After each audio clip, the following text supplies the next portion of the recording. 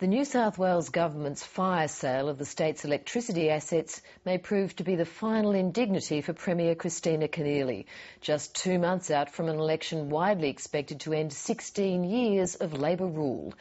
In the past week, a parliamentary inquiry has revealed last month's sale could reap less than $500 million for the state, well below the $5.3 billion first trumpeted by the government.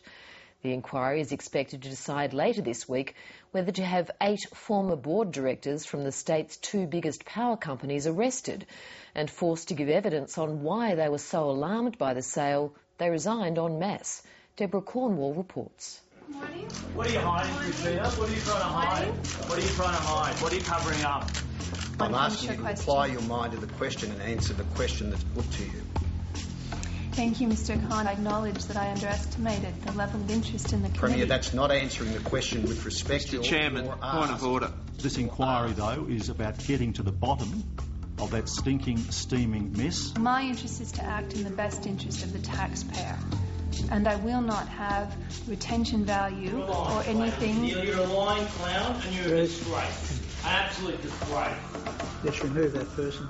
After 16 years in power, there's a certain unhinged quality to these last dying days of Labor government in New South Wales. We're now just over a month before the government goes formally into caretaker mode. What keeps me awake at night is the damage that Christina Keneally and Eric Roozendaal can still do to the state before they go into a period where they're no longer able to make the sorts of crazy, incompetent and misdirected decisions we've seen in recent times. The desperate midnight scramble to sell off the state's multi-billion-dollar electricity assets last month at fire sale prices has been universally condemned as a monumental blunder.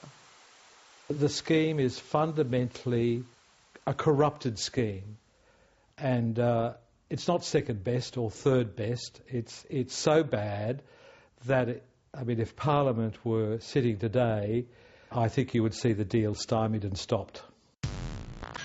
The sale so alarmed 8 board directors of the 2 state power companies sold off in the deal, they resigned en masse last month.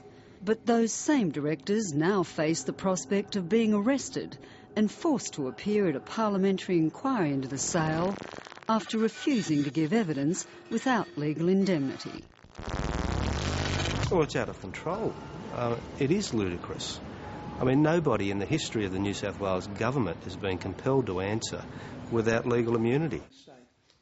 In fact, none of the witnesses appearing before the inquiry into the sale have any of the usual protections of parliamentary privilege, a result of the Premier's decision to shut down Parliament just 1 day after the sale went ahead. It appeared a deliberate attempt to gag the critics, but the Premier insists it was just bad judgment. I acknowledge that I made a mistake in underestimating the level of public interest in this transaction and the need for scrutiny prior to the state election. Now, anyone can make a mistake. That mistake has led to a standoff between the Premier and the inquiry. Will you not provide them with an indemnity? No, I won't, because I won't put... You've got a lot to hide, haven't you? But it hasn't stopped the inquiry revealing profits from the sale may be as little as $340 million, just a fraction of the $5.3 billion first trumpeted by the government. Now, because it does leave the state with residual risks, but they're not new risks. It doesn't de-risk the state. It doesn't de-risk the state in the same way. Under pressure, even the Treasury Secretary, Michael Schur, conceded there were serious flaws in the government's so-called gen trader model. The gen trader option is the next best option available to the state. It's the same model that was rejected by Cabinet as a dud under Premier Morris Yema 2 years ago, just before Yema was drummed out of the premiership by faction warlords after his own energy privatisation plan was blocked by the Parliament. The plan which would have reaped the state $15 billion, critical funds for the state's long-neglected infrastructure, in particular Sydney's congested roads and crumbling public transport system. It's burning the villages on the way out. It's a scorched earth policy. They didn't want Barry O'Farrell to come in a position where he could sell the electricity assets for $15 billion and to have all that money to spend to keep himself in office for 12 years. They wanted to trash it. I mean, they deny it, absolutely, but the New South Wales Labor right machine is the most ruthless political machine in the country, without a doubt. We had a generational opportunity to start to deal with the many shortfalls in infrastructure right across New South Wales. That opportunity has been squandered because we got the model wrong and because the government pursued it with reckless abandon to get it done. The blue line represents the State Treasurer spent the past week manfully defending the sale with whiteboards and flowcharts. We took the advice at the time, under the circumstances some 2 years ago. It was the best option available to the government to undertake energy reform, to protect the people of New South Wales from having to fund future power stations, to protect the state's AAA credit rating. It was the best available option that we had. Even if this deal had some merit, voters aren't listening. The latest poll shows a complete wipeout for Labor in the March election. If they're lucky, they'll hold on to just 20 seats.